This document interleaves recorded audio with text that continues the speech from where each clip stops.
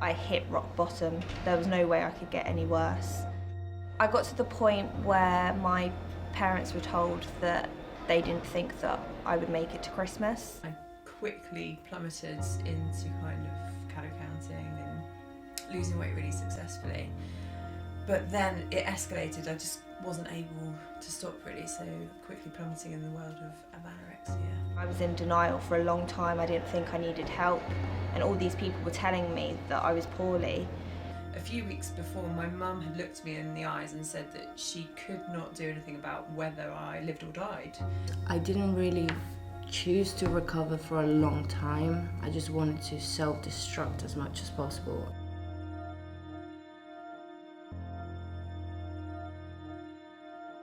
Eating disorders are quite difficult to recover from, and it's very difficult to do it on your own, even with the best intentions. So bearing that in mind, it's really important you find the support you need.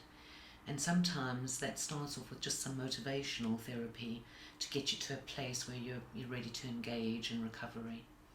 We need to establish a greater awareness of eating disorders, especially on university campuses, college campuses, where they're actually quite rife because of the high stress environment, transitions from home to university.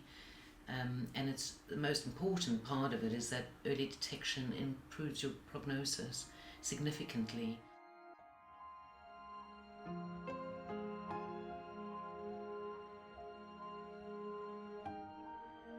It helps you realise what is actually wrong, because sometimes when you're in denial because of the illness, you don't realise how ill you actually are.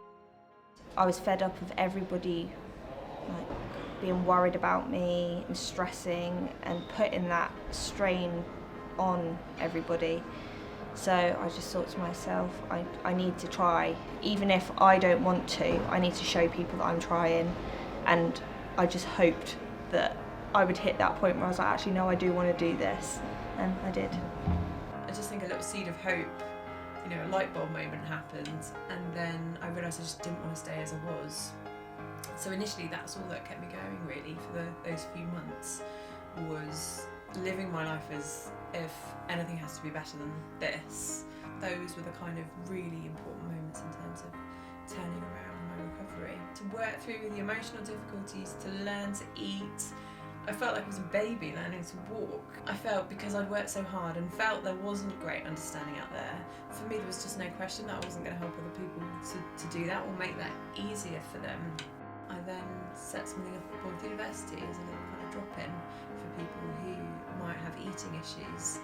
A lot of people think that positive image is the way that you look, whereas for me it's not anymore. My whole outlook on life has changed. Obviously everybody worries about what they look like, what people think of them, but for me now positive image is the goals that I want. Like, I want a family, I want to be happy, that's the main thing. I don't care so much about what people think of me, and it's all about having a positive outlook on life and seeing the positive side of everything as much as you can and just being proud of who you are.